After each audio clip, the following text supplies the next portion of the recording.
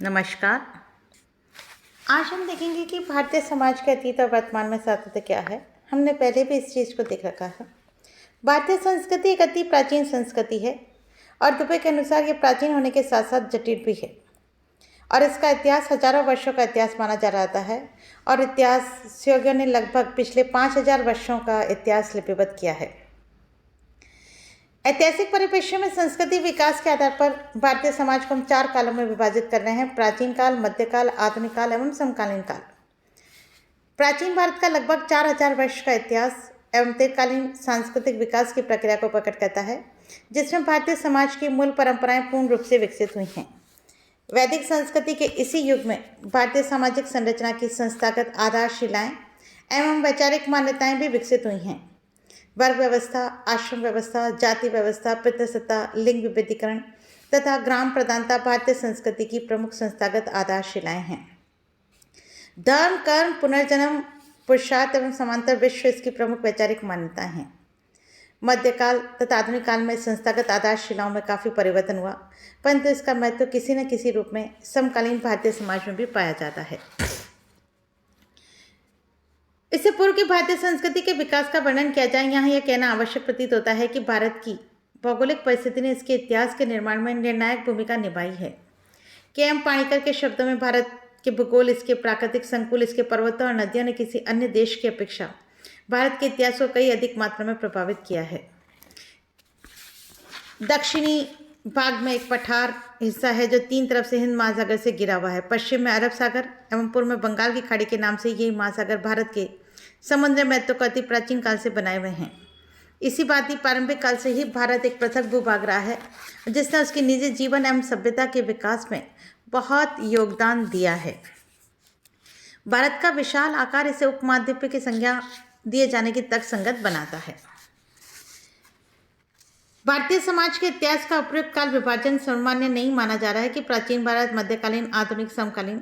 इन कालों के संबंध में वर्ग निर्धारण में विद्वानों के मध्य आपस में मतभेद रहा है, परंतु मोटे तौर पर यह विभाजन वस्तुस्थिति को समझने में सहायक है। ऐतिहासिक काल शब्द की समाजशास्त्र व्याख्या कार्ल मैनहेम तथा गर्थ एवं मिल्स ने की है। समाजशास्त्रीय दृष्टि से ऐतिहासिक काल का तात्पर्य उस सामाजिक सांस्कृतिक संदर्भ से है जो किसी विशेष समय अवधि के दौरान सामाजिक शक्तियों की गत्यात्मकता को प्रदर्शित करता है। पंचन दिक्कर ने उचित ही लिखा है, ऐतिहासिक कालों पर लिखना प्राचीन भारत के कालक्रम को अथवा भारत के साहित्य के कालक्रम को निर्धारित करने की तलाश नहीं है। किसी भी व्यवस्था में सामाजिक और सांस्कृतिक परिवर्तन अपने साम्यक तथा सीमा संबंधी पृष्ठभूमि में सांस्कृतिक लक्षणों एवं भाव ग्रंथियों के नए संरूपों के उद्भव को पैदा करता है, चाहे ऐसे उद्भव को स्रोत व्यवस्था के अंदर से ही और चाहे किसी बाहरी संस्कृति के संपर्क से पैदा हुआ हो। प्राचीन भारत को हम समझेंगे कि इसका इतिहास एक दीर्घकालीन सांस्कृतिक विकास की प्रक्रिया को प्रकट करता है, जिसमें भारतीय समाज की मूल परंपराएं पूर्ण रूप से विकसित हो गई हैं। स्पष्ट है कि 4000 वर्ष की इस लंबी ऐतिहासिक प्रक्रिया में अनेक युग परिवर्तन हुए होंगे, परंतु हमारा उद्देश्य इन युगांतकारी घटनाओं का वर्णन करना नहीं है, अपितु हमारा ध्यान केंद्र तो सामाजिक विकास है। इसलिए प्राचीन भारतीय संस्कृति की प्रमुख सामाजिक उपलब्धियों को हम निम्नांकित रूप से स्पष्ट कर सकते हैं। पहली जो बात है, प्राचीन भारत का प्रारंभिक चरण सिंधु घाटी की सभ्यता से आरंभ होता है। मोहनजोदड़ो हड़प्पा की खुदाई से एक विकसित नगर सभ्यता का पता चलता है। यद्यपि कुछ विद्वान इस बात का दावा करते हैं कि यह सभ्यता भी आर्य लोगों की ही सभ्यता भी थी, परंतु बहुमत यही मानता है कि यह आर्य पूर्व सभ्यता थी जो यहाँ के मूल निवासियों की थी, जिनका रंग श्याम वर्ण, कद छोटा, बाल घुंघराले, लंबी दाढ़ी, छोटी व चपटी नासिका और मोटे होठ थे। इस सभ्यता के प्रमुख लक्षण इस प्रकार हैं। नगर में बनी ईंटों की पक्की इमारतें थीं, पानी निकासी का स्पष्ट व्यवस्था थी, नगर के बीच अनेक तालाब भी थे। यहाँ के निवासियों का प्रमुख उद्यम कृषि था। गेहूँ, जौ, तिल, फलियाँ, काष्ठ से परिचित थे। सूती कपड़ों के टुकड़ों को प्राप्त होना बताया जाता है। इस मोहनजोदड़ो में ये कपास बोने तथा कपड़ा बनाने की क्रिया से परिचित थे। बागवानी तथा पशुपालन भी इनका उद्योग था। औजार, बर्तन, हथियार व अन्य चीज़ों का निर्माण मुख्य धातुएं तांबा और कांसा की सोने चांदी के बहुमूल्य आभूषण भी मिले। हड़प्पा सभ्यता की लिपि का अब तक उद्घाटन नहीं हो सका है, यद्यपि अब तक लेख युग 2000 से अधिक मुद्राएं खोजी जा चुकी हैं। नगर में कुछ मंदिरों व अनुष्ठानिक स्नान वाले अवशेष मिले हैं, स्नान तालों के अवशेष मिले हैं। कुछ ऐसी पत्थर की प्रतिमाएं भी मिली हैं जिन्हें देवता की जटाएं सींगों जैसी लगती है और उसके दोनों और वन्य पशु खड़े हैं। कुछ मुद्राओं पर बैलों, बाघों व पशुओं की आकृतियां हैं, जिससे लगता है कि या तो ये टोटम या देवी देवताओं से संबंधित हैं। सभ्यता की समाप्ति के कारणों में दो प्रमुख दिखाई देते हैं, एक तो प्राकृतिक प्रकोप और दूसरा उत्तर पश्चिम की ओर से आर्य कबीलों का विनाशकारी आक्रमण, जिसके परिणाम स्वरूप अनेक हड़प्पाई लोगों ने नरकंकाल एक ही स्थान पर पड़े मिले हैं, किंतु सिंधु घाटी के निवासियों की सभी सांस्कृतिक विशेषताएं नष्ट नहीं हुई, क्योंकि उनके अनेक लक्षण आज भी भारतीय समाज और संस्कृति में समन्वित रूप से अपनी निरंतरता बनाए हुए हैं। दूसरी बात है कि प्राचीन भारतीय संस्कृति का अगला विकास चरण वैदिक संस्कृति का है, जो आर्यों से संबंधित रही है। इसका मूल आधार 4 वेद, आरण्यक, सूत्र व उपनिषद आदि हैं। वेदों में सबसे प्रथम और प्राचीन ऋग्वेद है और सबसे पुराना है। इस वैदिक साहित्य से आर्यों की प्रारंभिक संस्कृति का पता चलता है। यहाँ भी स्मरण योग्य है कि आर्यों का प्रमुख प्रयास मूल संस्कृति के साथ समन्वय करा है। उन्होंने मूल संस्कृति के अनेक तत्वों को अपनाया है। वे वस्तुतः पशुपालक थे। उनका प्रमुख मनोरंजन रथों की दौड़, संगीत, नृत्य, चौपड़ खेलना तब मद्यपान था, और उनके प्रमुख देवता इंद्र, वरुण, मारुत, सूर्य एवं अग्नि थे। वे मूलतः न तो मूर्ति पूजक थे और न कोई मंदिर था। उनकी जीवन पद्धति चारागाहों, कबीलों जैसी भी थी और एक सरदार के नेतृत्व में गठित होता था। इंडो आर्यन के प्रमुख लक्षण इस प्रकार हैं। स्थायी खेतों पर आधारित ग्राम समुदाय का विकास हुआ, बड़े नगरों की स्थापना होने लगी और राजधानी के रूप में कार्य करने लगे। आर्यों का पूर्व और दक्षिण का प्रसार होने लगा। आर्य कबीलों में भी सत्ता के लिए संघर्ष होने लगे और दो कबीले, जिन्हें सूर्यवंशी और चंद्रवंशी माना जाता था, शक्तिशाली सिद्ध हुए। आर्यों में सामाजिक श्रेणीबद्धता का आधार वर्ण सिद्धांत माना जाता है। ऋग्वेद में 3 वर्णों को लेकर क्षत्रिय, ब्राह्मण तथा वैश्य, इसके बाद दासों का भी वर्णन मिलता है।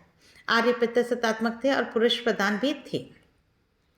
प्रारंभ में वर्ण व्यवस्था गुण और कर्म पर आधारित थी, धीरे धीरे कठोर होने लगी और शुरू में क्षत्रिय सर्वश्रेष्ठ प्रतीत होते थे। और वैदिक साहित्य में ऐसे प्रमाण भी मिलते हैं कि क्षत्रियों और ब्राह्मणों में सम्मान और प्रतिष्ठा के लिए संघर्ष हुआ। वैदिक काल के चरमोत्कर्ष में हम महाकाव्यों की रचना पाते हैं। रामायण और महाभारत हिंदू समाज के आधारभूत मान्य हैं। रामायण और महाभारत, रामायण के नायक राम सामयिक मर्यादाओं के उत्तम उदाहरण है, तो दूसरी ओर सीता स्त्री के आदर्शों की श्रेष्ठतम प्रतीक है। महाभारत एक वृत्त ग्रंथ है जिसमें कौरव पांडवों के युद्ध का वर्णन है और भगवान श्री कृष्ण की गीता भी इससे संबंधित है। वास्तव में महाभारत में अनेक आख्यान जुड़े हैं जो सामाजिक नीति, राजनीति एवं नैतिकता का मार्गदर्शन करते हैं। अखिल भारतीय स्तर पर हिंदुओं की सांस्कृतिक एकता के आधार पर ये रामायण एवं महाभारत ही हैं। चौथा हिस्सा के 600 वर्ष पूर्व प्राचीन भारत में एक और ऐतिहासिक मोड़ आया। इस शताब्दी में गौतम बुद्ध और महावीर का जन्म हुआ, जिन्होंने क्रमशः बौद्ध और जैन धर्म की स्थापना की। दोनों ही क्षत्रिय राजकुमार थे। बुद्ध के अनुसार जीवन और संसार की हर चीज सतत परिवर्तनशील है। दुख एक सत्य है जो जन्म, बीमारी, बुढ़ापा और मृत्यु में अटल दिखाई देता है। तृष्णा ही दुख का स्रोत है। तृष्णा की समाप्ति मनुष्य के व्यवहार से अति की प्रवृत्ति को खत्म करने से हो सकती है। इसके लिए बुद्ध ने मध्य मार्ग की स्थापना की, जो अष्टांग मार्ग कहलाता है। सम्यक दृष्टि, सम्यक संकल्प, सम्यक वाक, सम्यक कर्म, सम्यक आजीविका, सम्यक व्यायाम, सम्यक स्मृति तथा सम्यक समाधि। महावीर ने कठोर तपस्या और अहिंसा पर आधारित जीवन शैली की प्रतिस्थापना की। इसके अनुसार मोक्ष की प्राप्ति कठोर रत्न मार्ग, सम्यक दर्शन, सम्यक विश्व ज्ञान, सम्यक चरित्र पर चलकर ही संभव है। इस उद्देश्य के लिए अहिंसा, सत्य, असत्य, अपरिग्रह और ब्रह्मचर्य आवश्यक है। मौर्य साम्राज्य के संस्थापक चंद्रगुप्त थे और चंद्रगुप्त के गुरु चाणक्य ने प्रसिद्ध अर्थशास्त्र की रचना की, जिससे पता चलता है कि भारत में एक उन्नत राजतंत्र और सामाजिक व्यवस्था अपने पूरे विकास पर पहुंच चुकी थी। गुप्त साम्राज्य काल भारत का स्वर्ण युग कहलाता है। इसी काल में स्मृतियों, पुराणों, महाकाव्यों का संशोधन एवं संपादन हुआ। आज वे जिस रूप में मिलते हैं वह इसी युग की देन है।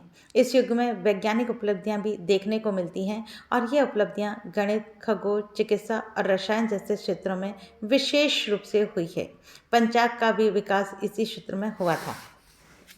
प्राचीन भारत में एक और विशेषता उसका अन्य देशों से आर्थिक एवं सांस्कृतिक संबंध है।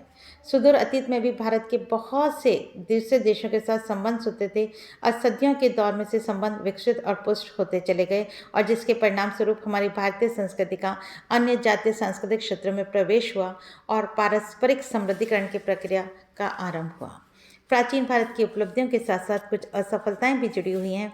जाति व्यवस्था कठोरतम होती चली गई, छुआछूत और पवित्रता अपवित्रता के विचार मानवतावादी मूल्यों पर हावी होते चले गए, शूद्रों की दशा निम्नतम होती चली गई, जनसंख्या गरीबी का जीवन बिताने लगी, कृषि का जीवन निर्वाह का साधन मात्र रह गई, क्योंकि उपज का अधिकतम अंश राजकोष में चला जाता था। और गुप्त साम्राज्य के बाद केंद्रीय राज शक्ति का ह्रास होता चला गया और सम्राट हर्ष के बाद जो सारा देश छोटे छोटे राज्यों में बंट गया। प्राचीन काल की अत्यंत सदियों में ही राजपूतों का उदय हुआ, और जो वीर और रणकुशल होने के साथ साथ अभिमानी भी थे। सबसे अधिक पतन स्त्रियों की सामाजिक स्थिति में हुआ, और प्राचीन भारत की सभ्यता से हम भारत की सामान्य स्त्री को अशिक्षित, घर की चार दीवारी में बंद, विद्या पुनर्विवाह से वंचित एवं जीवन पर्यंत पुरुष पर निर्भरता की स्थिति में पाते हैं।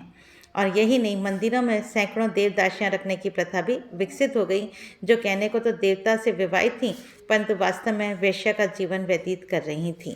इस तरह से यह प्राचीन काल हमारे सामने हमें देखने को मिलता है। धन्यवाद।